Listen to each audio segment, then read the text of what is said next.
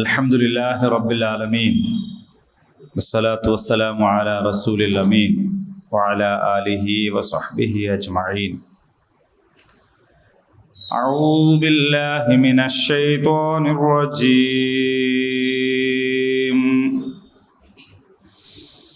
യസ്അലൂനക അനിൽ അഹില്ല قل هي مواقيت للناس والحج وليس البر بأن تأتوا البيوت من ظهورها ولكن البر من اتقى وأتوا البيوت من أبوابها واتقوا الله لعلكم تفلحون.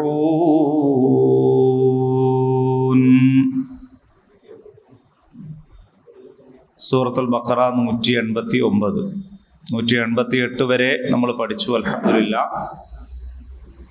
ഇൻഷാ അല്ലാഹ് ഇന്ന് നമ്മൾ 189 ആയത്ത് മനസ്സിലാക്കാൻ പോവാണ്.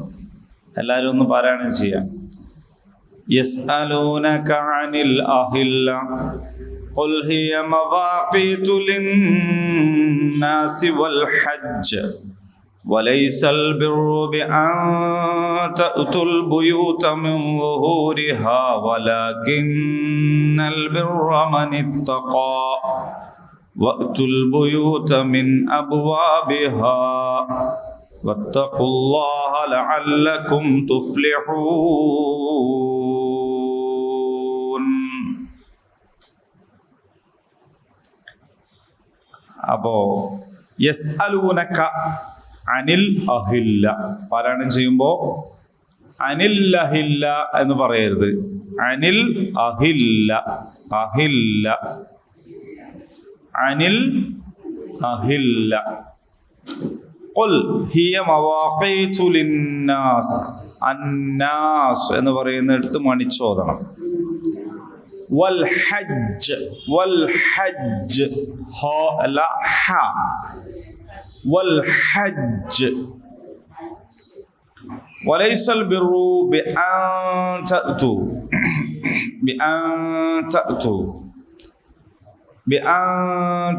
البيوت من ظهورها ولكن البر من اتقى. ഖാഫാണ് കേട്ടോ.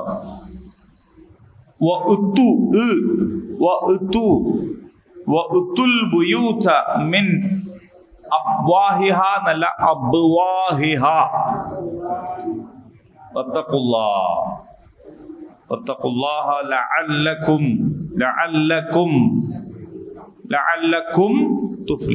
ലഅല്ലക്കും തുഫ്ലിഹൂൻ. സുക്കൂനുള്ള മീമ് വന്നാൽ ചുണ്ട് പൂട്ടി ഉച്ചരിക്കണം. ഇതാണ് പാരായണം. അധികമൊന്നുമില്ല, പ്രയാസമൊന്നുമില്ല, വളരെ എളുപ്പമാണ്. മൊത്തത്തിൽ തന്നെ ഖുർആൻ എളുപ്പമാണ്, ഇത് പ്രത്യേകിച്ചും എളുപ്പമാണ്. നിങ്ങളുടെ ധനം നിങ്ങൾ അന്യായമായി അന്യോന്യം അധീനപ്പെടുത്താൻ പാടില്ല എന്നും അറിഞ്ഞുകൊണ്ട് നിങ്ങൾ കുറ്റകരമായ മാർഗത്തിലൂടെ അന്യരുടെ സ്വത്തിൽ നിന്നൊരു ഭാഗം തിന്നാൻ വേണ്ടിയിട്ട് നിങ്ങൾ വിധികർത്താക്കളുടെ അടുത്ത് കൊണ്ടുപോയി കൊടുക്കരുത് എന്നുമൊക്കെ പറഞ്ഞു കഴിഞ്ഞു. ഇപ്പൊ കേസിൽ എനിക്ക് വിധിയായതാണെന്ന് പറഞ്ഞിട്ട് കാര്യമില്ല. നമുക്ക് ഉള്ളതല്ല എന്നുള്ളതാണെങ്കിൽ പിന്നെ കേസിന് തന്നെ പോകരുത്. കേസിൽ വിധി കൽപ്പിക്കുന്ന ആളുകൾ പ്രകടമായ പ്രത്യക്ഷമായ തെളിവുകൾ വെച്ചുകൊണ്ടാണ് വിധിക്കുക. അങ്ങനെ കഴിയും. അപ്പൊ നമ്മളിങ്ങനെ തെളിവുണ്ടാക്കി കൊണ്ടു കൊടുത്താല് ഒക്കെ രസമാണ്. നമ്മളെ വക്കീലിൻ്റെ അടുത്ത് പോയാൽ തന്നെ വക്കീല് പറയാം നമുക്ക് തെളിവ് ഉണ്ടാക്കാന്നാണ്. ഉള്ള തെളിവ് ഹാജരാക്കാന്നല്ല നമ്മൾ പറയാ, തെളിവ് ഉണ്ടാക്കാന്നാണ് പറയാ. നമ്മൾ പോയതോട് കൂടിയിട്ട് പിന്നെ നമ്മൾ എന്താ പറയേണ്ടതെന്നുള്ളത് വക്കീലാണ് പറഞ്ഞുതരാം, ഇങ്ങനെ പറയണം എന്നൊക്കെ. അപ്പോ എന്നെ കൈ കൊണ്ട് പിടിച്ചുന്തി എന്നതാണെങ്കിലും അവിടെ ചെന്നാൽ എന്താവും, ഇരുമ്പ് വടി എടുത്ത് നിന്നെ ഞാൻ കൊല്ലുമടാ എന്ന് പറഞ്ഞുകൊണ്ട് അടിച്ചു എന്ന് സംഗതി ഇരുമ്പും ഉണ്ടാവില്ല, വടി ഉണ്ടാവില്ല, കൊല്ലുമടാന്ന് പറഞ്ഞിട്ടും ഉണ്ടാവില്ല. പക്ഷെ മറ്റേന് ബലം ഉണ്ടാവില്ല, കേസ് നിൽക്കൂല. അതുകൊണ്ട് കൊല്ലുമട എന്ന് പറയുമ്പോൾ ആ വകുപ്പ് വേറെ ചേർക്കാൻ പറ്റും. ഇങ്ങനെയൊക്കെ. അപ്പൊ ഇങ്ങനെയൊക്കെയാണ് ഈ ഒരു സംഗതി, കേസിന്റെ കാര്യം അങ്ങനെയൊക്കെയാണ്. അപ്പൊ നിങ്ങൾ ആദ്യം തന്നെ നിങ്ങൾക്ക് അവകാശപ്പെട്ടതല്ലെന്നുണ്ടെങ്കിൽ പിന്നെ എന്ത് ചെയ്യരുത്? അതിന് പോവന്നെ ചെയ്യരുത്. ഇത്രയാണ് നമ്മൾ പഠിച്ചത്. ഇനി ഇതിന്റെ വാക്കർത്ഥം നോക്കാം. യസ് അലൂനക, സഅല ചോദിച്ചു, യസ് അലൂ ചോദിക്കുന്നു, യസ് അലൂൻ അവർ ചോദിക്കുന്നു, യസ് അലൂനക നിന്നോട് അവർ ചോദിക്കുന്നു, നിന്നോടവർ ചോദിക്കുന്നു. അൻ സംബന്ധിച്ച്, എന്തിനെ സംബന്ധിച്ചാണ്? അൽ അഹില്ല. അഹില്ല എന്ന് പറഞ്ഞാൽ ഹിലാലുകൾ. എന്താണ് ഹിലാൽ? ഹിലാൽ എന്ന് പറഞ്ഞാലും ഖമറും ഹിലാലും തമ്മിൽ വ്യത്യാസം എന്താണ്? ഖമർ ചന്ദ്രൻ, ഹിലാലോ? ഹിലാൽ എന്ന് പറഞ്ഞാൽ എന്താണ്? ഹിലാൽ എന്ന് പറഞ്ഞാൽ ബാലചന്ദ്രൻ. കുട്ടിച്ചന്ദ്രൻ എന്ന് സാധാരണ പറയില്ല, ബാലചന്ദ്രൻ എന്നാണ് പറയുന്നത്. ചന്ദ്രന്റെ മോനല്ല. ബാലചന്ദ്രൻ എന്ന് പറഞ്ഞാൽ ചെറിയ ചന്ദ്രൻ, തുടക്ക ദിവസങ്ങളിൽ കാണുന്ന ചന്ദ്രനാണ്. അങ്ങനെയാണ്. നമ്മളിപ്പോ അത്രക്കല്ലേ ഉള്ളൂ. ഖമറെന്ന് വിളിച്ചാൽ മുസ്ലിമും, ചന്ദ്രൻ എന്ന് വിളിച്ചാൽ ഹിലാൽ എന്ന് വിളിച്ചാൽ മുസ്ലിം. ഹിലാൽ കമ്മിറ്റി നമ്മളെ പ്രധാനപ്പെട്ട സാധനമാണത്. അത് ബാലചന്ദ്രൻ കമ്മിറ്റി എന്ന് പറയുന്നതോട് കൂടിയിട്ട് നമ്മളിപ്പോ അങ്ങനെയാണല്ലോ മനസ്സിലാക്കിയത്. അറബിയിലാണെങ്കിൽ വിശുദ്ധവും അനറബിയിലാണെങ്കിൽ അശുദ്ധവുമാണെന്ന് മനസ്സിലാക്കി പോയ ഒരു കൗമായിട്ട്, സമുദായമായിട്ട് നമ്മൾ പോയല്ലോ. അതിൻ്റെ പല പ്രശ്നങ്ങളും ഉണ്ടാവും. അപ്പൊ ഇവിടെ ഹിലാലിന്റെ ജമ്മാണ് അഹില്ല. അപ്പോ ബാലചന്ദ്രന്മാർ ഉണ്ടാവുമല്ലോ. ആദ്യത്തെ ദിവസത്തെ അത്രല്ല, പിന്നെ വലുതായി വലുതായി വലുതായി വന്ന് അങ്ങനെ വന്ന് എന്താവും? പൂർണ്ണചന്ദ്രനാവും. അതെപ്പോഴാണ് ആവുക?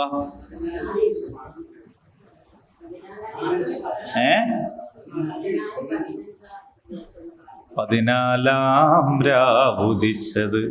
അപ്പൊ 14-ാം രാവിലെ എന്താ സംഭവിക്കുന്നത്? പൂർണ്ണചന്ദ്രന. ബാക്കിയോടി പാടാനോ? ബാക്കി പാടാൻ ഉദ്ദേശിച്ചിട്ടില്ല, അത്രേ ഉള്ളൂ ഉദ്ദേശിച്ചിട്ടുള്ളൂ. പൂർണ്ണമായി കഴിഞ്ഞാൽ പിന്നെന്താ സംഭവിക്കുക? പിറ്റേന്നോ? പിന്നെ അതേപോലെ ചെറുതായി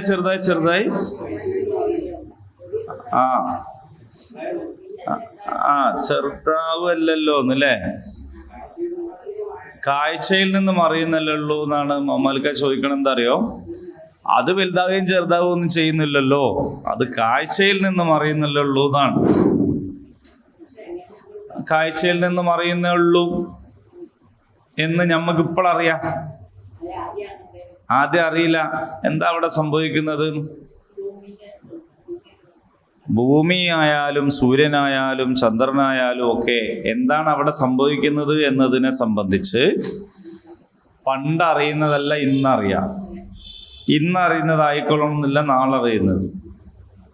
വീണ്ടും മാറിയേക്കാം. നമുക്കത് വിശദീകരണത്തിൽ വരാം. അർത്ഥം മാത്രം പറഞ്ഞു പോവാ. ഇപ്പോ അഹില്ല, ബാലചന്ദ്രന്മാരെ കുറിച്ച്. ഖുൽ പറയുക, ഹിയ അത് മവാഖീത്ത് കാലം നിർണയിക്കുക. നിങ്ങൾ മീഖാത്ത് എന്നൊക്കെ കേട്ടിട്ടില്ലേ?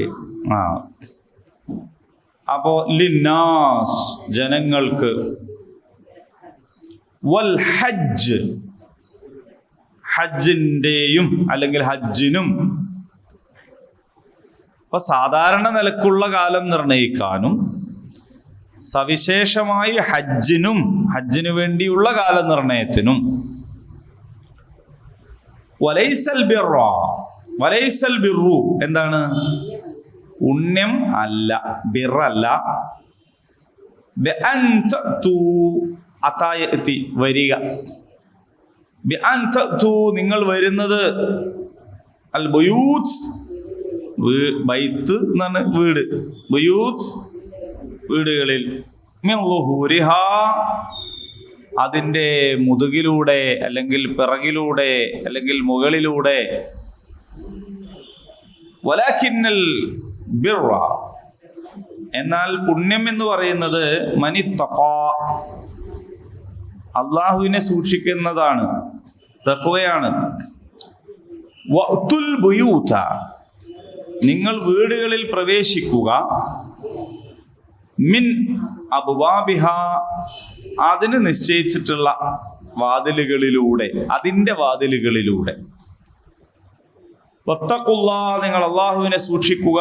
ലഅല്ലക്കും തുഫ്ലിഹൂൻ, നിങ്ങൾ വിജയം വരിച്ചേക്കാം, വിജയികളായേക്കാം.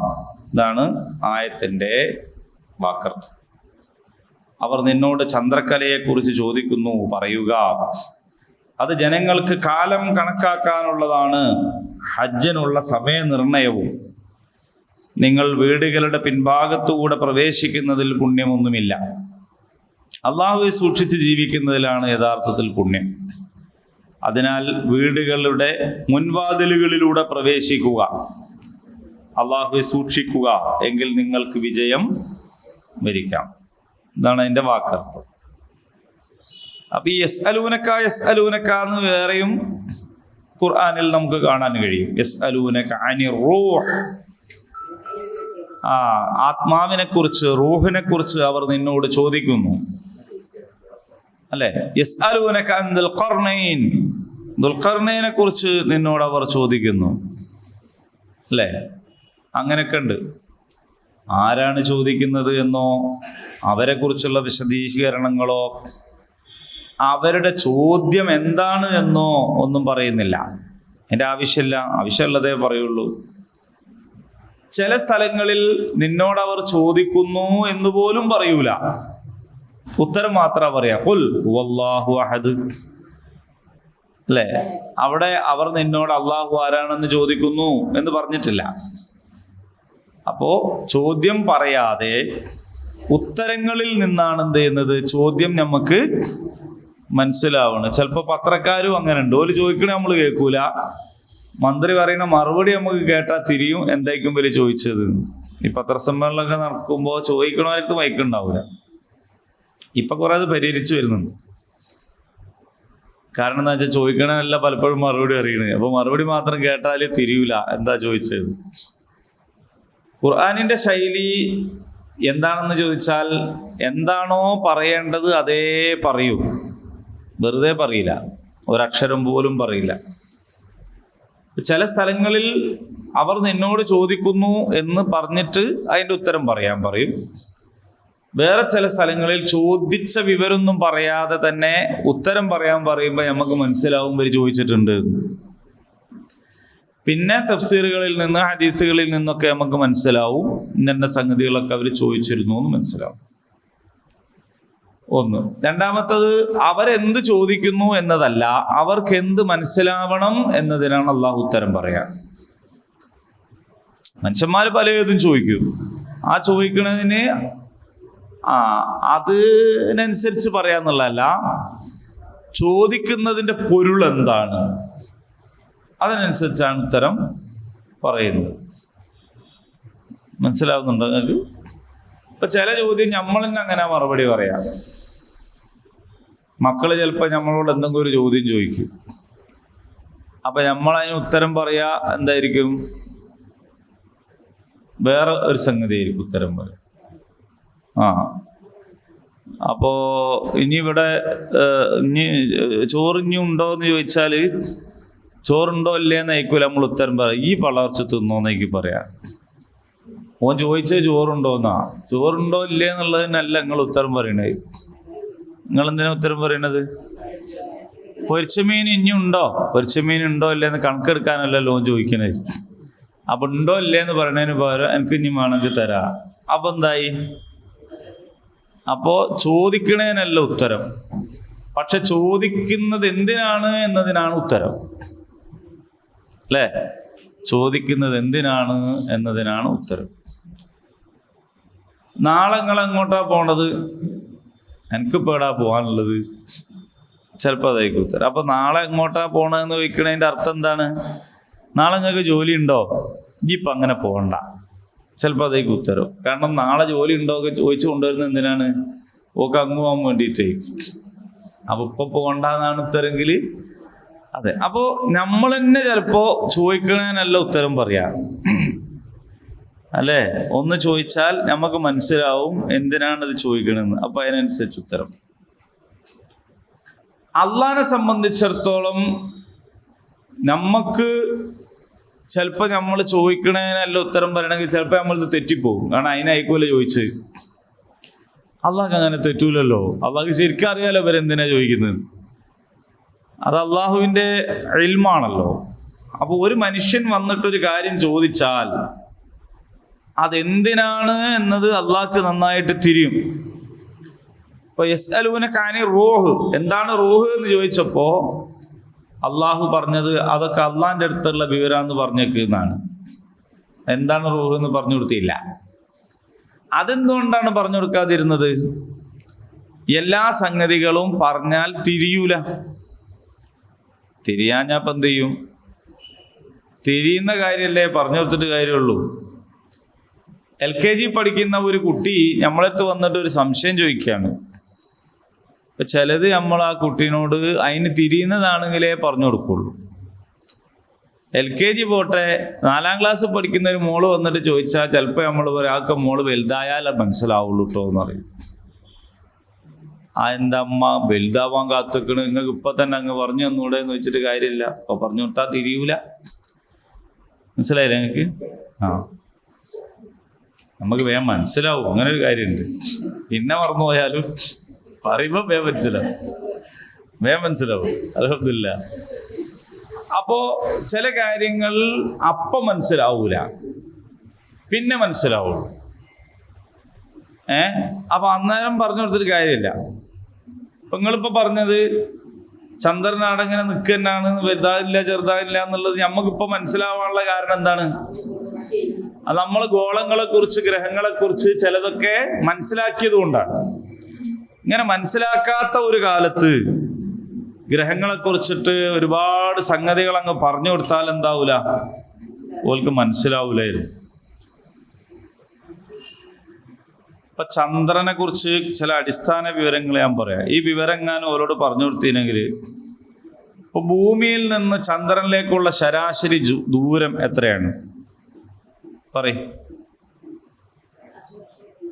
എത്ര എത്ര എത്ര ദൂരമുള്ളത്? എത്ര കിലോമീറ്റർ ദൂരമുണ്ട്? എത്ര? പറഞ്ഞോളേ. അതായത് നമുക്ക് ഏകദേശം ഒരു ധാരണ ഉണ്ടാവാൻ വേണ്ടിയിട്ടാണ്. നമ്മളെ ഭൂമിയിൽ നിന്ന് ചന്ദ്രനിലേക്ക് എത്ര കിലോമീറ്റർ ദൂരം ഉണ്ടാവും?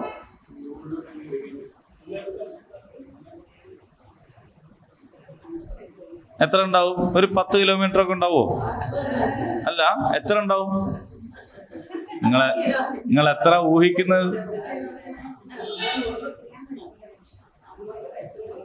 എത്രയോ ദൂരം. 1900 കുറെ കൊല്ലം മുമ്പ് എന്ന് പറഞ്ഞ മാതിരിയാണ്.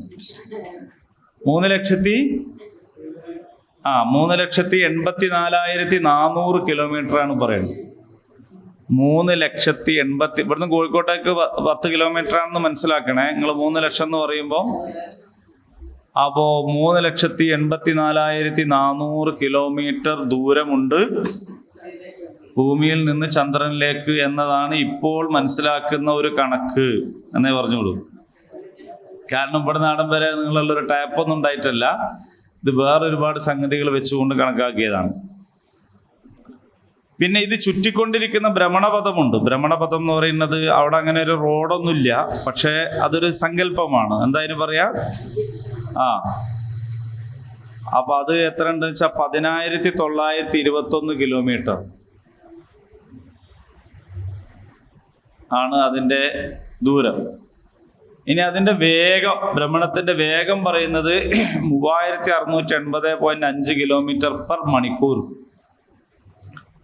ഒരു മണിക്കൂറിൽ മോട്ടോർ സൈക്കിൾ ഓടിക്കാൻ പറ്റുന്ന പരമാവധി വേഗത 50 കിലോമീറ്ററാണ്. 50 കിലോമീറ്റർ വേഗതയാണ് സ്ട്രെയിറ്റ് റോഡിന് മോട്ടോർ സൈക്കിൾ ഓടിക്കാൻ പറ്റുന്ന പരമാവധി വേഗത, ട്രാഫിക് നിയമം അനുസരിച്ച്. അപ്പൊ അങ്ങനെ വരികയാണെങ്കിൽ ഇത് എത്ര വേഗതയുള്ളത്? 3680.5 കിലോമീറ്റർ ആണ്. പിന്നെ ഇദ്ദേഹം കുറച്ച് ചെരിഞ്ഞിട്ടാണ് ഇതിൻ്റെ ഈ ഭ്രമണപഥം ഉള്ളത്, 5.16 ഡിഗ്രി. ഇങ്ങനെ കുറേ വിവരങ്ങൾ നമുക്ക് ഇപ്പോൾ കിട്ടും. ചന്ദ്രനുമായിട്ട് ബന്ധപ്പെട്ട കുറേ വിവരങ്ങൾ നമ്മളെ വീട്ടിൻ്റെ അടുത്തുള്ള ചന്ദ്രനെ പറ്റിയല്ല, നമ്മളെ സാക്ഷാൽ ദ മൂൺ അൽ ഖമർ എന്ന് പറയുന്നതിനെ കുറിച്ചിട്ട് കിട്ടും. അപ്പോൾ ചന്ദ്രന്മാരെ കുറിച്ച് ചോദിച്ചപ്പോൾ ഈ കാര്യങ്ങളൊന്നും പറഞ്ഞു കൊടുക്കുകയല്ല അള്ളാഹു ചെയ്തിട്ടുള്ളത്. ഇത്തരം കാര്യങ്ങളൊക്കെ കൂടി പറഞ്ഞു കൊടുക്കുകയല്ല ചെയ്തിട്ടുള്ളത്. അവിടുത്തെ ചൂട് എത്രയാണ്? 120 ഡിഗ്രി സെൽഷ്യസ് ആണ് പകല് സമയത്ത് അവിടെ ചൂടുണ്ടാവുക. രാത്രി സമയത്ത് -173 ഡിഗ്രി സെൽഷ്യസ്. ഇങ്ങനത്തെ കുറേ വിവരങ്ങൾ അവർക്ക് പറഞ്ഞു കൊടുത്തിട്ട് അവർക്ക് എന്ത് മനസ്സിലാവാനാണ്? അവരെ ചോദ്യപ്പാവുന്നല്ല. ചന്ദ്രനിൽ എങ്ങനെയാണ്, എത്ര ദൂരം, ഇതൊന്നുമല്ല അവർക്ക് ഈ ഖുർആൻ എന്തിനുള്ളതാണ് എന്നുള്ളതാണ് അതിൻ്റെ ഏറ്റവും വലിയ പ്രത്യേകത. ഖുർആൻ ശാസ്ത്ര ഗ്രന്ഥം അല്ല. ഇത് നമ്മൾ ആദ്യം മനസ്സിലാക്കണം. ഖുർആൻ ശാസ്ത്ര ഗ്രന്ഥമല്ല. ചില ശാസ്ത്ര സൂചനകൾ ഖുർആനിൽ നിന്ന് നമുക്ക് കിട്ടും. അത് പക്ഷേ ഇന്നത്തെ ശാസ്ത്ര നിഗമനങ്ങളുമായിട്ട് യോജിക്കുന്നു എന്ന് മാത്രമേ അതിന് പറയാൻ പറ്റുള്ളൂ. ഈ ശാസ്ത്രം എന്ന് പറയുന്നത് തന്നെ എന്താണ്? കണ്ടുപിടുത്തങ്ങളിലൂടെ ഉണ്ടാകുന്ന നിഗമനങ്ങളാണ്. ആ നിഗമനങ്ങൾ നാളെ മാറാം. നിഗമനങ്ങൾ അതിൽ തന്നെ നിന്നോളന്നില്ല, മാറാം. ആദ്യം പറഞ്ഞത് ഭൂമി പരന്നിട്ടാണ്. ഭൂമി പരന്നിട്ടാണ്. സംഗതി ശരിയല്ലേ? എല്ലായിടത്തും പരന്നിട്ടല്ല. ഇപ്പൊ ഭൂമി എന്തായിട്ടുണ്ട്? ഉരുണ്ടോടത്തൊന്നും പോയി. ഭൂമിന്റെ ഉരുളിച്ചക്ക് വേറെ ഒരു പ്രത്യേകത ഉണ്ട്. അപ്പൊ ഉരുണ്ടതാണെങ്കിലും അത് അങ്ങനെ ഉരുണ്ടതല്ല. എന്താ ഭാഷ അതിന് പറയാ? ഉരുണ്ടതിന് വേറെന്തോ ഒരു എന്തോന്നാണ്. അപ്പൊ ഇനിയും ചിലപ്പോ മാറാം, നമുക്കറിയില്ല. അപ്പൊ ഇവര് പറയുന്നതിനെല്ലാം ആയത്തുണ്ട് എന്ന് പോയാൽ എന്താവും? അത് കുറച്ച് കഴിഞ്ഞ് മാറുമ്പോ ആയത്ത് എന്താക്കും? അതൊക്കെ നിഗമനങ്ങളാണ്. ഇപ്പൊ എനിക്ക് ഓർമ്മയുണ്ട്, ഞാൻ 4ാം ക്ലാസ്സിൽ പഠിക്കുമ്പോൾ ഈ സൗരയൂഥത്തെ കുറിച്ച് മാഷ് പറഞ്ഞു തന്നത്.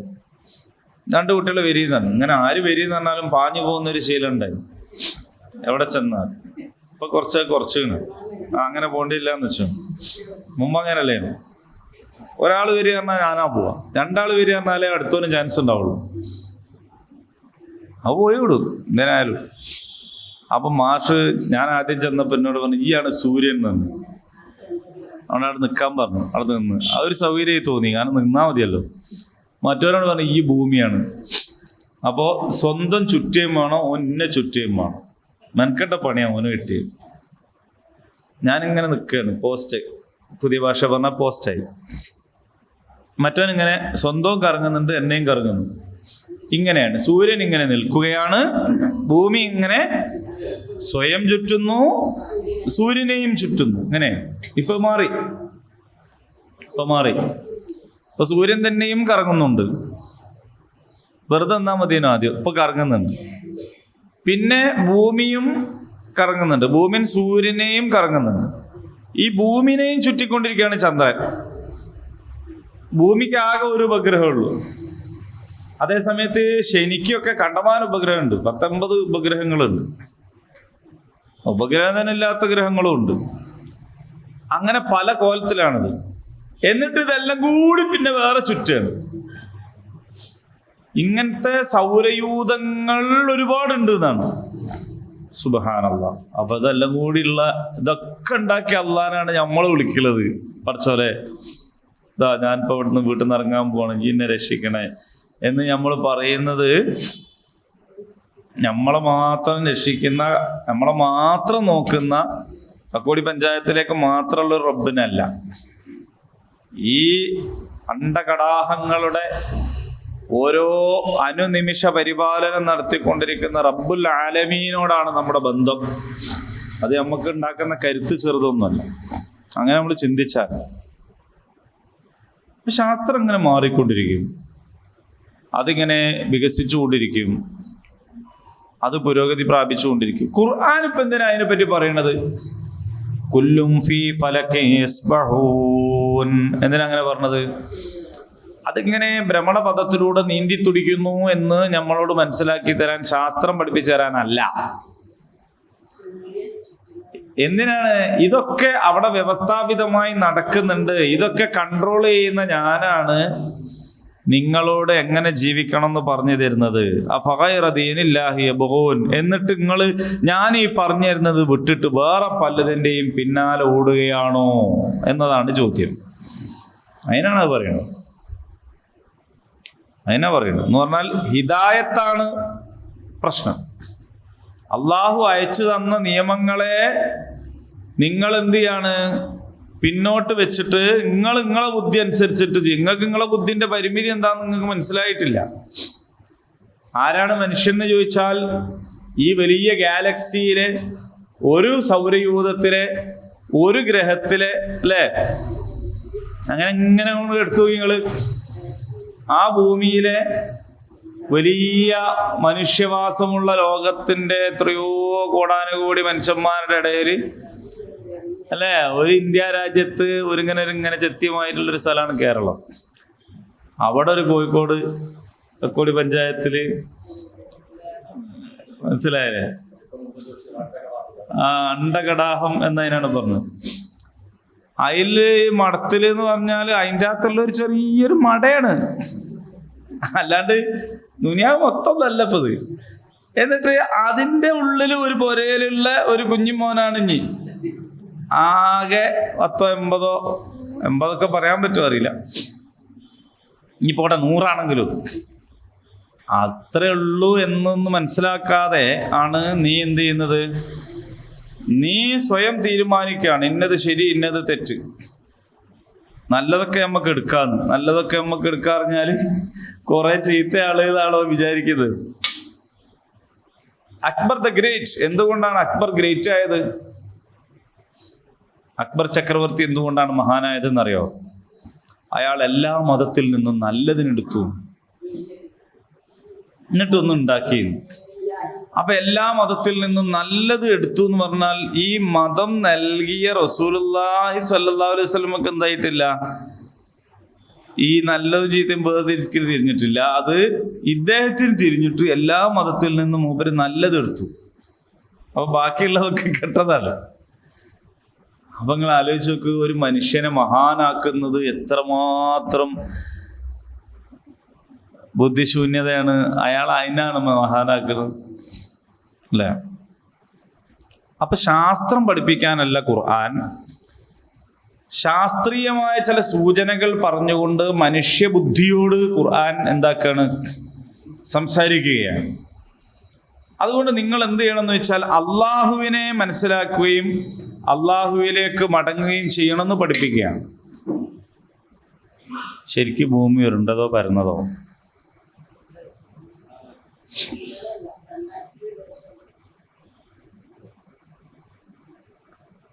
ഇനി ഞാൻ നിങ്ങൾക്ക് വിഷമാവില്ലെങ്കിൽ ഒരു കാര്യം പറയാം. എന്താ കാര്യം എന്ന് വെച്ചാൽ, ഭൂമിയെക്കുറിച്ച് മാത്രമല്ല, പൂർണ്ണമായും ഉരുണ്ട ഒരു സാധനം പൂർണ്ണമായും പരന്നതായിരിക്കും. പൂർണ്ണമായും പരന്ന ഒരു സാധനം പൂർണ്ണമായും ഉരുണ്ടതായിരിക്കും. എന്ത് മനസ്സിലായി? വിഷമായോ?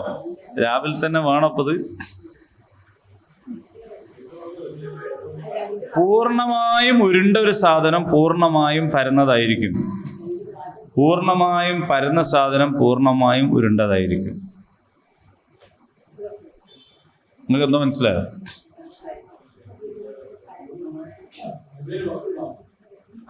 അതായത് ഇപ്പൊ ഈ ഫോൺ പരന്നതാണ്, അല്ലേ? ഇത് പരന്നൊരു സാധനം, പൂർണ്ണമായി പരന്നതല്ല. കാരണം ഇതിന്റെ പരപ്പ് ഇവിടുന്ന് ഇങ്ങനെ പോയി ഇവിടെ എത്തിയാൽ നിൽക്കൂ. ഇത് ഇതിന്റെ കോർണറാണ്, ഇതിന്റെ വക്കുണ്ട്. ഈ വക്ക് പരന്നിട്ടല്ല, ഇവിടെ നിന്നുപോയി. അപ്പൊ പരന്ന സാധനമാണ്, പക്ഷെ ഇത് പൂർണ്ണമായും പരന്നതല്ല. കാരണം നമ്മൾ ഈ പരന്നിടത്തൂടെ ഇങ്ങനെ കൈ കൊണ്ടുപോയി ഇവിടെ എത്തുന്നതോടുകൂടി ഇതിന്റെ പരപ്പ് അവസാനിച്ചു. അത് പൂർണ്ണമായും പരന്നതല്ല. ഇനി ഈ പരപ്പ് അവസാനിക്കുന്നില്ല എന്ന് വിചാരിക്കുക, ഇതിങ്ങനെ എവിടെ തൊട്ടാലും പരന്നിട്ടാന്ന് വിചാരിച്ചോ. അപ്പൊ ഇങ്ങനെ പരന്ന് ഇങ്ങനെ പോകുന്നുണ്ടെങ്കിൽ അതിൻ്റെ അർത്ഥം എന്താണ്? ഇത് ഉരുണ്ടതാണ് എന്നാണ്. ഒരു ബോള്, ആ ബോളിന്റെ എവിടെ തൊട്ടാലും പരന്ന സ്ഥലത്തേക്ക് അവിടെ അല്ലേ. അപ്പൊ ഇങ്ങനെ തൊട്ട് എവിടെ തൊട്ടാലും പരന്നിട്ടായിരിക്കും. അപ്പൊ എന്തായിരിക്കും ശരിക്കും അതിന്റെ കോലം? ഉരുണ്ടതായിരിക്കും. അപ്പൊ ഉരുണ്ട ഒരു സാധനത്തിന്റെ മുകളിലാണ് എവിടെ തൊട്ടാലും പരന്നതാവുള്ളൂ. മനസ്സിലായോ? ഇത് പരന്നിട്ടാണ്, പക്ഷെ ഇങ്ങനെ പോയി ഇവിടെ എത്തിയാ നിന്ന്, ഇവിടെ നിൽക്കാതെ ഇങ്ങനെ തൊട്ട് ഇങ്ങനെ എവിടെ പോയാലും പരന്നുകൊണ്ടാണ് തൊടുന്നതെങ്കിൽ ഈ സാധനം എന്തായിരിക്കും? ഉരുണ്ടതായിരിക്കും. അപ്പോൾ അള്ളാഹു ഖുർആനിൽ ചോദിക്കുകയാണ്, ഭൂമിയെ നാം നിങ്ങൾക്ക് പരത്തി തന്നില്ലയോ? ഭൂമി പരത്തി തന്നില്ലയോ എന്ന് അള്ളാഹു ചോദിക്കുന്നു. എന്ന് പറഞ്ഞാൽ അങ്ങനെ പരന്നതാവണമെങ്കിൽ ഭൂമി എന്തായിരിക്കണം? ഉരുണ്ടതായിരിക്കണം.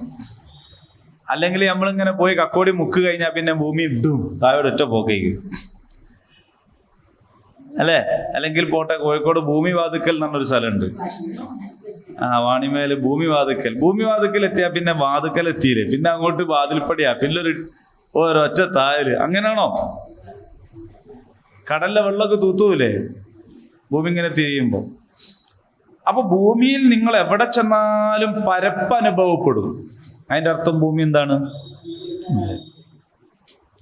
ഈ പരന്നതാണോ ഉരുണ്ടതാണോ എന്ന് ചോദിക്കൽ ഇത്രേ കഥയുള്ളൂ. ഭൂമി പരന്നതാണോ എന്ന് വെച്ചാണ് നമ്മൾ അനുഭവത്തിൽ, ഉരുണ്ടതാണോ എന്ന് വെച്ചാൽ ആണ് നമ്മളുടെ ചിന്തയിലും ആലോചനയിലും. ഇത്രേ ഉള്ളൂ. അപ്പൊ പരിശുദ്ധ ഖുർആനിൽ പറയുന്ന ഇത്തരം കാര്യങ്ങളെക്കുറിച്ച് നമുക്കുണ്ടാകേണ്ടുന്ന അടിസ്ഥാന വിവരം ഖുർആൻ ശാസ്ത്രഗ്രന്ഥം അല്ല.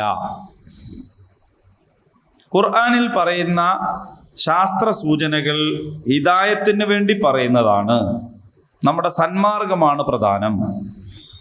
അപ്പൊ അതിലൂടെ നമ്മൾ ചിന്തിച്ച് മനസ്സിലാക്കിയിട്ട് എന്ത് ചെയ്യണം? റബ്ബന മാ ഖലഖ്ത ഹാദാ ബാതില സുബ്ഹാനക ഫഖിന അദാബന്നാർ. പടച്ചോനെ, നീ ഇതൊന്നും വെറുതെ സൃഷ്ടിച്ചതല്ല, അങ്ങനെ പാഴ്വേല ചെയ്യുന്നവനല്ല നീ, അതുകൊണ്ട് നീ ഞങ്ങളെ നരകത്തിൽ നിന്നും കാക്കണേ എന്ന ഒരു തിരിച്ചറിവ് ഉണ്ടാവാൻ വേണ്ടിയാണ് എന്നർത്ഥം. അപ്പൊ യസ്അലൂനക അനിൽ അഹില്ല, ബാലചന്ദ്രന്മാരെ കുറിച്ച് അവർ നിന്നോട് ചോദിക്കുന്നു, നീ അവരോട് പറഞ്ഞു കൊടുക്ക്. എന്താ പറഞ്ഞു കൊടുക്കേണ്ടത്? അതെങ്ങനെയാണ് ചെറുതാവുന്നത് വലുതാവുന്നത് എന്നൊക്കെയുള്ള കാര്യത്തിന്റെ വിശദീകരണം എല്ലാം അവിടെ വെച്ചു. അതിങ്ങനെ കറങ്ങുന്നതുകൊണ്ടാണ് ഇത് ഉപഗ്രഹം, അതൊന്നല്ല പറയാൻ പോയത്. നീ അവരോട് പറയുക, ഹിയ മവാഖീതു ലിന്നാസി വൽ ഹജ്ജ്, മനുഷ്യന്മാർക്ക് സമയം തിരിയാൻ വേണ്ടിയിട്ടാണിത് അവരോട് പറഞ്ഞു കൊടുക്കും. കാലം മനസ്സിലാക്കാൻ വേണ്ടിയിട്ടാണ് എന്ന് അവർക്ക് പറഞ്ഞു കൊടുക്കും. പ്രത്യേകിച്ചും ഹജ്ജിന് വേണ്ടിയിട്ടും, ഹജ്ജിനാണല്ലോ കാലം തിരിയേണ്ടത്. നിസ്കാരത്തിന് സമയമാണ് തിരിയേണ്ടത്, സൂര്യന്റെ ചലനം അനുസരിച്ച് സമയം തിരിയാണ് വേണ്ടത്. ഹജ്ജിന് കാലം തിരിയണം. അപ്പൊ കാലം മനസ്സിലാക്കാൻ വേണ്ടിയിട്ടാണ് എന്ത് ഈ ചന്ദ്രന്റെ വൃദ്ധിക്ഷയങ്ങൾ സംഭവിക്കുന്നത് എന്നാണ്. അപ്പൊ നമ്മള് ഈ കലണ്ടർ ഉണ്ടല്ലോ, ജനുവരി ഫെബ്രുവരി മാർച്ച് ഏപ്രിൽ മെയ് ജൂൺ എന്നൊക്കെ പറഞ്ഞ സാധനം, അത് പലപ്പോഴായിട്ട് മാറിയിട്ടുണ്ട്. കാരണം അതൊരു കണക്കാണ്. 365 ഒരു കാല് അവിടെ വന്നിട്ടുണ്ട്. ഈ കാല് വന്നാൽ 4 കൊല്ലം കഴിയുമ്പോൾ ഫുള്ളാവും. അങ്ങനെയാണ് ഫെബ്രുവരി 29. ഫെബ്രുവരി പണ്ട് അല്ലാണ്ട് തന്നെ 29 ആയിനോലും. പക്ഷേ ഈ ആഗസ്റ്റും ജൂലൈയും ഒക്കെ ഉണ്ടായതിൻ്റെ പിന്നിലൊരു കഥ ഉണ്ടെന്നാല് ജൂലിയസ് സീസർ ഇയാൾ എന്ത് ചെയ്തെന്ന് വെച്ചാൽ എൻ്റെ പേരിൽ അറിയപ്പെടുന്നത് 31 ദിവസം വേണം തീരുമാനിച്ചു. അപ്പോ അഗസ്റ്റ് സീസർ 30 തീരുമാനിച്ചു. എന്നാ പിന്നെ ആഗസ്റ്റ് 31 വേണം തീരുമാനിച്ചു. ഇതിപ്പോ എവിടുന്ന് എടുക്കുക? ഞാൻ ഫെബ്രുവരി 29 ഒന്നും കൂടെ എടുത്തു എന്നാണ് പറയുന്നത്. അപ്പം എന്ന് പറഞ്ഞാൽ ഇങ്ങനെ പല പ്രാവശ്യം എടുക്കുകയും വെക്കുകയൊക്കെ ചെയ്തിട്ട് ഈ ഒരു കോലത്തിലായതാണ് നമ്മൾ എണ്ണുന്ന ഗ്രിഗോറിയസ് കലണ്ടർ എന്ന് പറയുന്നത്. അത് അങ്ങോട്ടും ഇങ്ങോട്ടൊക്കെ മാറിയിട്ടുണ്ട്. അപ്പം അങ്ങനെ നോക്കുകയാണെങ്കിൽ ഇപ്പം 2024 എന്നത് നമ്മളുടെ ഒരു സങ്കല്പമാണ്. ശരിക്കും ഇതിപ്പോൾ എത്രാമത്തെ കൊല്ലാണ് എന്നുള്ളത് അള്ളാഹു ആയാലോ നമുക്ക് അറിഞ്ഞുകൂടാ. കാരണം ഇവർ ഇത് കൈകാര്യം ചെയ്ത ആൾക്കാർ അങ്ങോട്ടും ഇങ്ങോട്ടൊക്കെ മാറ്റിയിട്ടുണ്ട്. പക്ഷെ ചന്ദ്രവർഷത്തെ സംബന്ധിച്ചിടത്തോളം നിങ്ങൾക്ക് അങ്ങനെ മാറ്റാനാവൂല. കാരണം അത് കണ്ണുകൊണ്ട് കാണുന്ന കേസാണ്. ഒരുപക്ഷെ ചന്ദ്രപ്പിറ കാണുന്നിടത്ത് തർക്കം ഉണ്ടാവുകയോ അശ്രദ്ധയിലായിട്ട് കാണാതാവുകയോ ഒക്കെ ചെയ്താലും നേരത്തെ നമ്മൾ പറഞ്ഞ 14 രാവും എന്ന് പറഞ്ഞില്ലേ, കുറച്ച് കഴിയുന്നതോട് കൂടിയിട്ട് അതെന്താവും, അത് തിരുത്തപ്പെടും. അപ്പം അത് നേർക്കുനേരെ കണ്ട് മനുഷ്യന്മാർക്ക് മനസ്സിലാവുന്ന, എല്ലാവർക്കും എല്ലാ സാധാരണ ജനങ്ങൾക്കും കാണാൻ പറ്റുന്ന രീതിയിലാണ് ഇതിൻ്റെ വലിപ്പ ചെറുപ്പം ഉള്ളത്. അപ്പം അതുകൊണ്ടാണ് മവാഖിതുൽ ലിന്നാസ്, എല്ലാ മനുഷ്യന്മാർക്കും ഇതിനെക്കുറിച്ചിട്ട് എന്താണ് മനസ്സിലാക്കാൻ കഴിയും. അപ്പോൾ കാലഗണനയാണ്. പ്രത്യേകിച്ച് ഹജ്ജിനാണ് ഈ കാലം നന്നായി മനസ്സിലാക്കേണ്ടതായിട്ട് ഉള്ളത്. ഹജ്ജ് കാലത്തും ചെയ്യേണ്ടതല്ലേ. ദുൽഹജ്ജ് 9 തന്നെ അറഫയിൽ നിൽക്കണം. അങ്ങനെ അപ്പോ ഏതൊക്കെയാണ് വിശുദ്ധ മാസങ്ങൾ? 4 വിശുദ്ധ മാസങ്ങളുണ്ട്, പവിത്ര മാസങ്ങൾ. ഏതാണ് 4 പവിത്ര മാസങ്ങൾ? എല്ലാവരും പറയും. ഏതാണ് 4 പവിത്ര മാസങ്ങൾ?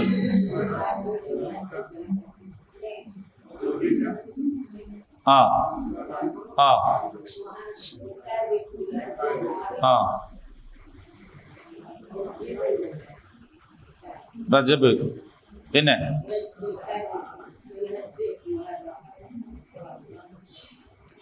ചില ആൾക്കാർ ആദ്യമായിട്ട് കേൾക്കണായിരിക്കുന്നു. 4 പവിത്ര മാസങ്ങൾ ഉണ്ടെന്ന് കേട്ടിയില്ലേ?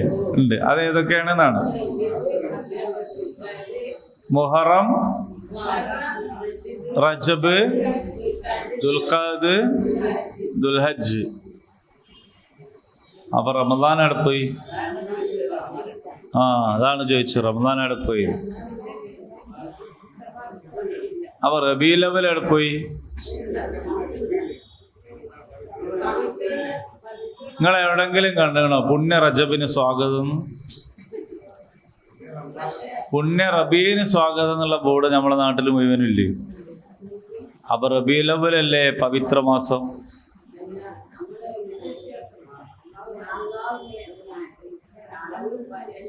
യുദ്ധം നിഷിദ്ധമാക്കിയ 4 മാസങ്ങൾ, അന്ന് ആ 4 മാസങ്ങളിൽ യുദ്ധം ചെയ്യാൻ പാടില്ല. വഴി സുരക്ഷിതമായിരിക്കണം.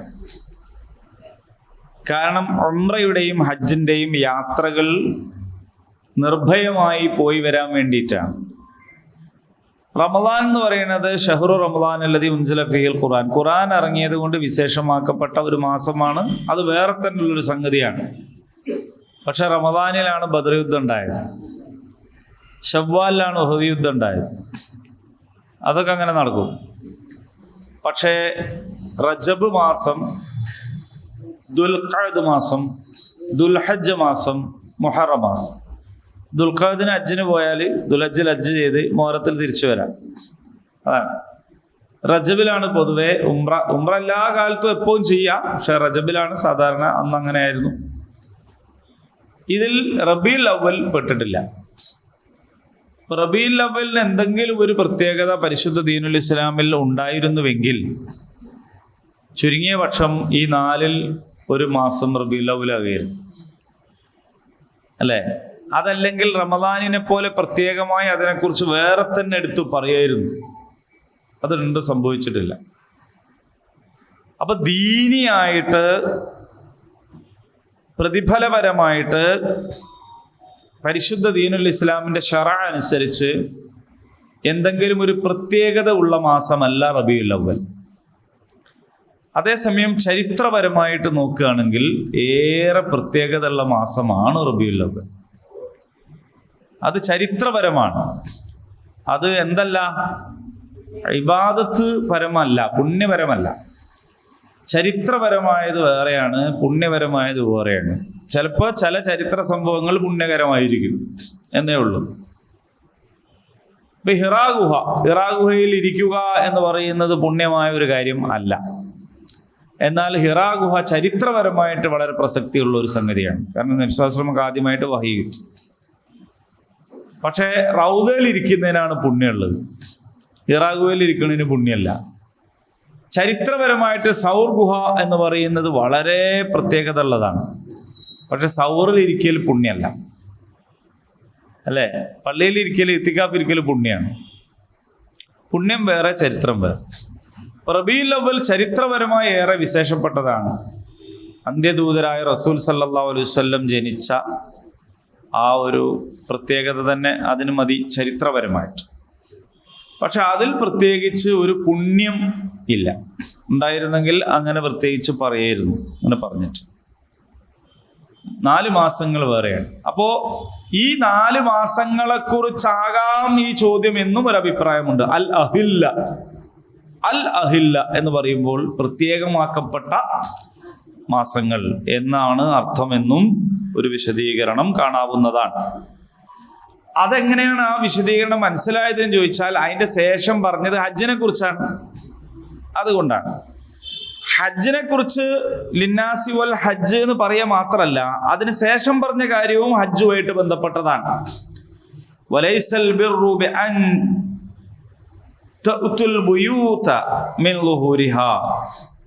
അന്ന് ഉണ്ടായിരുന്ന ഒരു വിചാരം, ഇഹ്റാമിൽ പ്രവേശിച്ച് ഹജ്ജിന് പോയ ആൾക്കാർ തിരിച്ച് വീട്ടിലേക്ക് വരേണ്ടത് മുൻവാതിലിലൂടെയല്ല എന്ന ഒരു ധാരണ ഉണ്ടായിരുന്നു. പുരയിലേക്ക് കയറേണ്ടതേ മുമ്പാലത്തെ വാതിലിലൂടെ അല്ല. കാരണം പാപങ്ങളൊക്കെ ആയിട്ട് പോയി അതേ വാതിലിലൂടെ തന്നെ തിരിച്ച് വരരുത്. എന്നിട്ട് അവരെന്ത് ചെയ്യുന്ന വെച്ചാൽ വീടിന്റെ മച്ചു പൊളിച്ച് അകത്തേക്ക് ചാടുകയും അല്ലെങ്കിൽ പിറകു വശത്തിലൂടെ കയറുകയും ഒക്കെ ചെയ്യായിരുന്നു എന്നാണ് അന്നത്തെ ഒരു വിശ്വാസം. അപ്പോ മുൻവാതിലിലൂടെ പ്രവേശിക്കാതെ പിറകു വശത്തുകൂടെ പ്രവേശിക്കുന്നു. വീട്ടിന്റെ വയ്യേപ്പുറത്തെ വാതിൽ ഏടാണ് എന്നുള്ളത് നാട്ടിലെ പെണ്ണുങ്ങളോട് ചോദിച്ചാൽ മനസ്സിലാവും. കാരണം ഓല് മിക്കവാറും വയ്യേപ്പുറത്തെ വാതിലിലൂടെയാണ് അകത്തേക്ക് കയറല്, അല്ലേ? വയ്യേപ്പുറത്തെ വാതിലൂടെ അല്ലേ കയറ? അടുക്കള ഭാഗത്തൂടെ അല്ലേ കയറ? ആകെ പണ്ടേനോ എക്സ്പയർ ആയിപ്പോയി. ഇപ്പൊ അങ്ങനല്ല. ഇപ്പൊ വയ്യേപ്പുറത്ത് വാതിൽ തന്നെ ഉണ്ടാവൂല, ഫ്ലാറ്റിനൊക്കെ ആകെ ഒരു വാതിൽ ഉണ്ടാവുള്ളൂ, അല്ലേ? അപ്പൊ അള്ളാഹു പറയുന്ന ഒരു നിയമമാണ്, നിങ്ങൾ എന്ത് ചെയ്യണമെന്നറിയോ? വഖ്തുൽ ബുയൂത മിൻ അബ്വാബിഹ. ഒരു വീട്ടിലേക്ക് കയറാൻ ഉണ്ടാക്കിയ വാതിലുണ്ട്, അതിലൂടെയാണ് കയറേണ്ടത്. മുൻഭാഗത്തെ വാതിലിലൂടെ കയറണം. അത് മര്യാദക്ക് പോയി പിന്നെ അനുവാദം വാങ്ങി വീട്ടിൻ്റെ അകത്ത് പ്രവേശിക്കണം. ചില പെണ്ണുങ്ങൾക്കൊരു വിചാരമുണ്ട്, പെണ്ണുങ്ങൾക്ക് അനുവാദം ഒന്നും ചോദിക്കേണ്ടിയില്ല, അടുക്കള ഭാഗത്തൂടെ അങ്ങോട്ട് കയറിയാൽ മതി. നിങ്ങൾക്കല്ല, ചില പെണ്ണുങ്ങൾ. അപ്പൊ അവരെന്ത് ചെയ്യുന്ന വെച്ചാൽ, കാരണം അവര് മനസ്സിലാക്കുന്നത് പെണ്ണുങ്ങളല്ലേ എന്നതാണ്. ഇപ്പൊ വീട്ടിന്റെ അകത്തേക്ക് അങ്ങ് കയറാം, അങ്ങനെ കയറരുത്. കാരണം കയറുന്ന ആള് പെണ്ണാണെങ്കിലും അകത്തുള്ളത് പെണ്ണനായിക്കൊള്ളവും ചെയ്യാലോ. അടുക്കളയിൽ പെണ്ണേ ഉണ്ടാവുള്ളൂ അല്ലല്ലോ, ആണും പെണ്ണും ഒക്കെ ഉണ്ടാവാം. ഒരു മനുഷ്യന്റെ സ്വകാര്യത സ്വാതന്ത്ര്യത്തോടെ ഉപയോഗിക്കുന്ന സ്ഥലമാണ് വീട്. വീട്ടിൻ്റെ അകത്ത് ഹിജാബ് ധരിച്ചിട്ട് ആണും പെണ്ണും ഒന്നും ഹിജാബ് ധരിച്ചിരിക്കണമെന്നില്ല. അപ്പൊ പെണ്ണുങ്ങളല്ലേ, നമ്മൾ പെണ്ണുങ്ങൾക്ക് എങ്ങനെയും കയറാന്ന് വിചാരിച്ച് അടുക്കള ഭാഗത്തൂടെ പോയി അങ്ങനെ കയറിയിട്ട് പിന്നെ പോകാൻ പാടില്ല.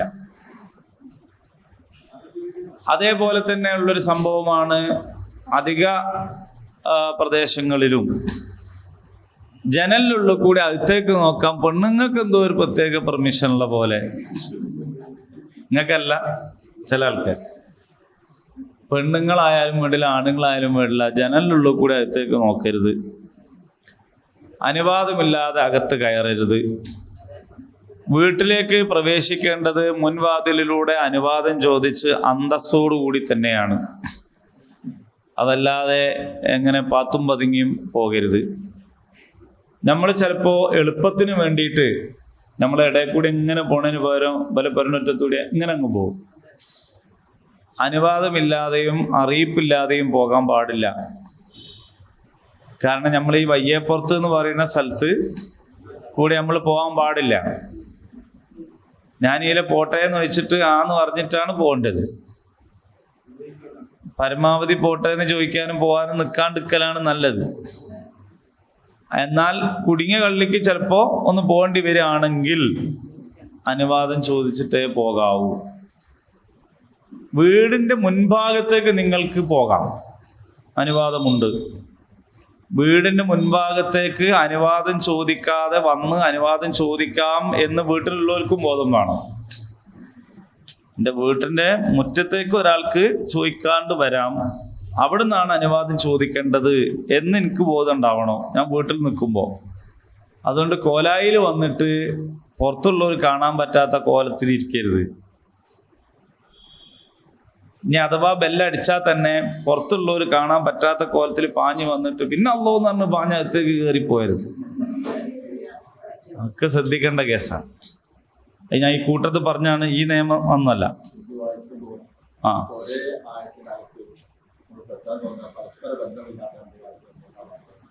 പക്ഷെ ഇത് പരസ്പര ബന്ധമുള്ളതാണ്.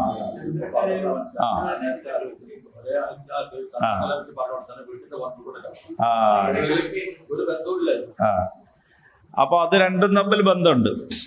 അപ്പൊ ആ ബന്ധമാണ് ഈ പറഞ്ഞത്.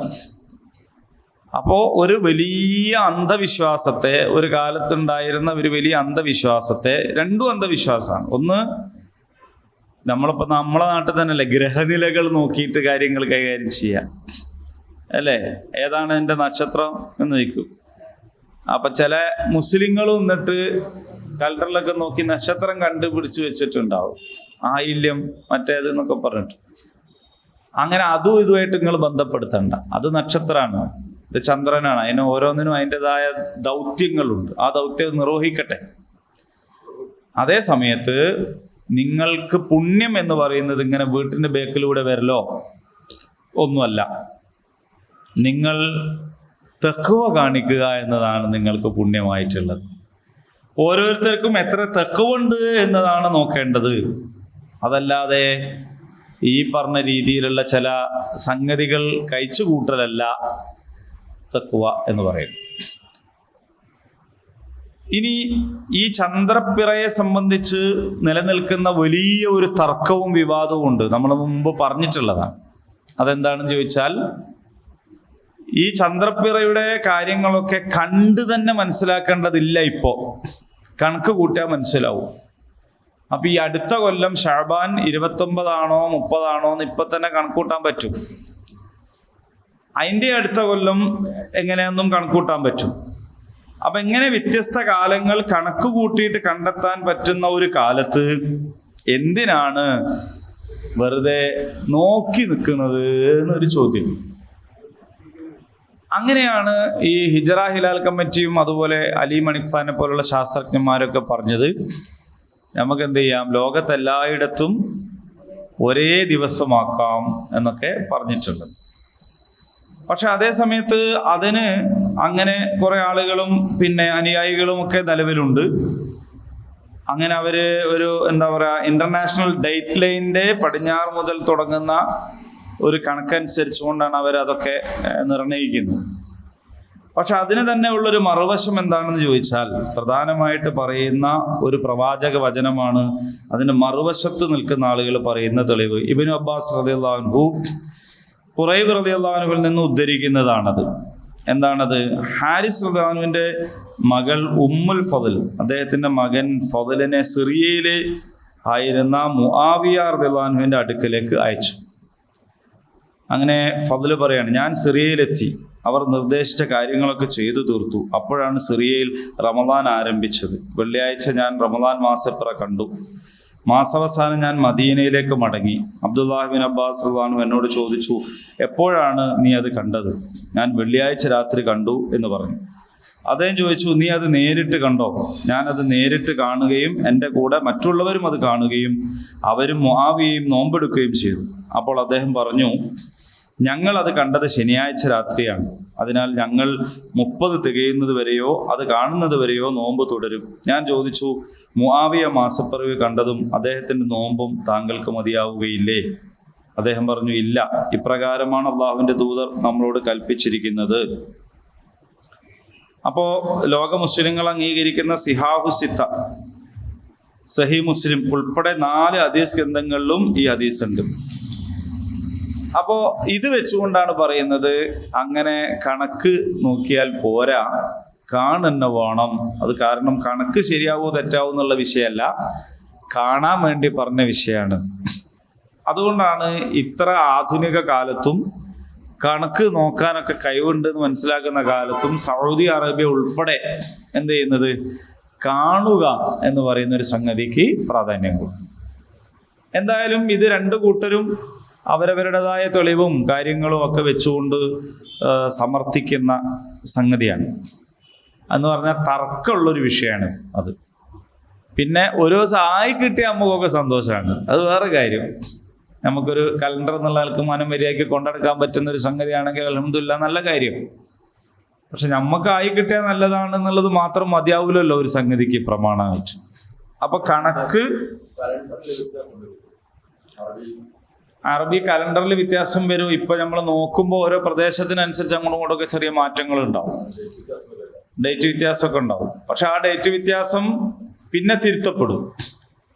അങ്ങനെ തിരുത്തപ്പെടുന്നത് കൊണ്ടാണ് നമ്മൾ കൊല്ലത്തിൽ ഇത്ര കാലമായിട്ടും നമുക്ക് ഒന്നോ രണ്ടോ ദിവസത്തെ വ്യത്യാസം ഉണ്ടാവുന്നുള്ളൂ. അല്ല, ഇപ്പോ എന്തുകൊണ്ടാണ് മലയാളത്തില് പിന്നെ കേരളത്തിലും സൗദി അറേബ്യയിലുമായിട്ട് ഒരു ദിവസം വ്യത്യാസം ഉണ്ടെങ്കിൽ ആ ഒരു ദിവസത്തെ വ്യത്യാസം ഉള്ളൂ എന്നുള്ളത് പിന്നീട് തിരുത്തപ്പെടുന്നത് കൊണ്ടാണ്. വ്യത്യാസം ഉണ്ടാവും, വ്യത്യാസം ഇല്ലാത്തതായിരുന്നു നല്ലത്. പക്ഷേ നിലവിൽ ഉള്ള സ്ഥിതി അനുസരിച്ച് ഇതിൽ തീരുമാനത്തിൽ എത്തിയിട്ടില്ല. രണ്ടു കൂട്ടരും രണ്ടായിട്ട് പറയുന്നു, രണ്ട് ന്യായങ്ങൾ അവർക്ക്. അറഫന്റെ ദിവസം നോക്കിയിട്ടാണ് തീരുമാനിക്കുന്നത്, കണക്കല്ല. കാരണം സൗദി അറേബ്യയിലാണല്ലോ അറഫ ഉള്ളത്. അപ്പൊ അവിടെ എന്നാണ് ദുൽഹജ്ജ് 9 എന്ന് കണക്ക് നോക്കിയിട്ടല്ല തീരുമാനിക്കുന്നത്, മാനം നോക്കിയിട്ടാണ്. അപ്പൊ നമ്മളിപ്പോ ഇനി കണക്ക് നോക്കിയിട്ട് ഇവിടുന്നും പെരുന്നാളും നോമ്പൊക്കെ ആക്കിയാലും ഹജ്ജിന് പോയാലും നമുക്ക് എന്ത് ചെയ്യാൻ പറ്റില്ല, കണക്ക് നോക്കാൻ കഴിയില്ല. കാരണം അവിടെ കാണലായതുകൊണ്ട് അവിടെ കണ്ടിട്ട് ഉറപ്പിക്കുന്ന ദിവസമാണ് ദുൽഹജ്ജ് 9 വരുള്ളൂ. അപ്പൊ നമ്മൾ ഒറ്റക്ക് പോയി അറഫയിൽ നിൽക്കാനും കഴിയില്ലല്ലോ. അപ്പൊ അതുകൊണ്ട് അവിടെ നോക്കലാണ്. നമുക്കിപ്പോൾ അതിൽ ചെയ്യാൻ പറ്റുന്ന ഒരു സംഗതി എന്താന്ന് ചോദിച്ചാൽ, ഒരു പ്രതിപക്ഷ ബഹുമാനത്തോടെ പരസ്പര ബഹുമാനത്തോടെ ഭിന്നിപ്പില്ലാണ്ടിരിക്കാൻ വേണ്ടി ശ്രമിക്കുക എന്നുള്ളതാണ്. അപ്പൊ നമ്മളെ കൂടെയുള്ള ഇജറ ഹിലാൽ കമ്മിറ്റിക്കാരന് പിന്നെ എന്താ പറയാ, നോമ്പ് തീർന്ന് പെരുന്നാളായിട്ടുണ്ടാവും, നമുക്ക് നോമ്പും ആയിരിക്കും.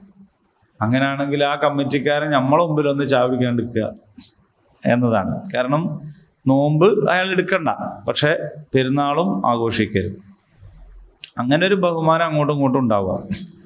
അതിപ്പോൾ ഈ മാസം കാണുന്നോടത്ത് തന്നെയും അങ്ങനെയാണല്ലോ. ഒരാൾ കണ്ടാൽ അത് കാലി അംഗീകരിച്ചില്ലെങ്കിൽ അയാൾക്ക് സ്വന്തം നോമ്പെടുക്കാൻ പാടില്ല. പക്ഷെ അയാൾ പെരുന്നാൾ അടുത്ത ദിവസത്തേക്ക് നീട്ടി വെക്കുകയാണ് വേണ്ടത്. അപ്പോൾ ആ ഒരു സംഗതി ഇതിലും സ്വീകരിക്കുക എന്നുള്ളതാണ് പരസ്പരം പുലർത്താൻ പറ്റുന്ന ഒരു കാര്യം. പിന്നെ ഇത്തരം കാര്യങ്ങളിലൊക്കെ ഒരു അന്തിമ വാക്ക് പറയണമെങ്കിലും തീരുമാനം എടുക്കണമെങ്കിലും നമുക്കൊരു നേതൃത്വം ഇല്ലല്ലോ. പാപ്പല്ലാത്ത മക്കളെ മാതിരിയാണ് ഈ സമുദായം, മനസ്സിലായില്ലേ? നമുക്കൊരു നേതാവില്ല, ഒരു നേതൃത്വമില്ല. നമ്മളിങ്ങനെ കണ്ണിയറ്റ ചങ്ങല, എന്താ പറയുക, ഈ മുത്തുമണികൾ പോലെയാണ്. നമ്മളിങ്ങനെ ചെതറിത്തെറിച്ച് കിടക്കുക. നമുക്ക് പല ആൾക്കാർക്കും നേതാവ് ഉണ്ടെങ്കിലും അത് പലരുടെയും നേതാക്കന്മാരാണ്. അവനാൻ്റെ നേതാവ് എന്നല്ലാണ്ട് എല്ലാവർക്കും കൂടി ഉള്ളൊരു നേതാവില്ല, എല്ലാവർക്കും കൂടി ഒരു സംഘടിത സ്വഭാവമില്ല. അപ്പം അതുകൊണ്ട് ഈ ഒരു അഭിപ്രായ വ്യത്യാസങ്ങളൊക്കെ ഇങ്ങനെയൊക്കെ തന്നെ മുന്നോട്ട് പോകാനാണ് സാധ്യത. അതൊക്കെ മാറണമെങ്കിൽ അൽ ജമാഅത്ത് എന്ന് പറയുന്ന ഒരു സംഘടിത സ്വഭാവവും അതിനൊരു നേതൃത്വവും ലോക മുസ്ലിങ്ങൾ ഒറ്റക്കെട്ടായി നിൽക്കുന്ന സാഹചര്യമൊക്കെ വരാതിരിക്കില്ല. അങ്ങനെ വരുമെന്നത് റസൂലുള്ളാഹി സ്വല്ലല്ലാഹു അലൈഹി വസല്ലമയുടെ വാഗ്ദാനമായതുകൊണ്ട് നമുക്കതിൽ അവിശ്വസിക്കേണ്ട കാര്യമില്ല. പക്ഷെ ഇപ്പോൾ അങ്ങനെ ഇല്ല. ഭാവിയിൽ അങ്ങനെ വന്നാൽ നേരെയാവും നമ്മൾ പ്രതീക്ഷിക്കുക. അത്ര അതിൽ പറയാൻ പറ്റും. അപ്പം എന്തായാലും പിന്നെ ഈ ഒരുപാട് കാര്യങ്ങൾ നമ്മളിപ്പോൾ ഇതിൽ നിന്ന് മനസ്സിലാക്കി. നോമ്പെടുക്കാം. നമ്മൾ നോമ്പെടുക്കണം. ഇപ്പം ഞാൻ മാസം കണ്ടു, കാലിയാരോട് പറഞ്ഞു, കാലിയാർ പ്രഖ്യാപിച്ചില്ലെങ്കിലും ഞാൻ നോമ്പെടുക്കണം. നോമ്പിൻ്റെ മാസമാണെങ്കിൽ സ്വയം മതി. ഞാൻ കണ്ടിട്ടുണ്ടെങ്കിൽ ഞാൻ കണ്ടാൽ പിന്നെ എനിക്ക് ഞാൻ തന്നെ മതി, നോമ്പെടുക്കണം. പക്ഷെ ഞാൻ ശഅബാൻ 29 മാസം കണ്ടു, കാലിയാരോട് പറഞ്ഞു, കാലിയാർ സമ്മതിച്ചില്ല. അപ്പം ഞാൻ പിറ്റേന്ന് നോമ്പെടുക്കാൻ പാടില്ല, പെരുന്നാളും കഴിക്കരുത്. അതാണ് പെരുന്നാൾ ജനങ്ങളുടെ കൂടെ എന്ന് പ്രത്യേക ഹദീസും. ജനങ്ങൾ പെരുന്നാൾ ആഘോഷിക്കുമ്പോൾ നിങ്ങൾ പെരുന്നാൾ ആഘോഷിക്കുക. അപ്പം ഞാൻ സ്വന്തം കണ്ടു, 29 എന്ന് കണ്ടു, എനിക്ക് ബോധ്യമുണ്ട് നോമ്പ് തീർന്നിരിക്കുന്നു. അപ്പം ഞാൻ പിറ്റേ ദിവസം ശവ്വാൽ 1 അന്ന് നോമ്പെടുക്കൽ ഹറാമാണ്, അപ്പം ഞാൻ നോമ്പെടുക്കരുത്. പക്ഷേ ഞാൻ എന്ത് ചെയ്യരുത്, പെരുന്നാൾ സ്കരിക്കുകയോ അല്ലെങ്കിൽ മറ്റുള്ളവരുടെ മുമ്പിൽ ആഘോഷപൂർവ്വം അങ്ങനെയുണ്ടല്ലോ ഭക്ഷണം കഴിക്കുകയും ചെയ്യരുത്. അത് സസ്പെൻഡ് ആണ്. എന്നിട്ട് മഹല്ലിൽ എന്നാണോ പെരുന്നാൾ അതിൻ്റെ പിറ്റേന്നായിരിക്കും അന്ന് ഞാൻ പെരുന്നാൾ നിസ്കരിക്കുക, പെരുന്നാൾ ആഘോഷിക്കുക. ഇതാണ് ചെയ്യുന്നത്.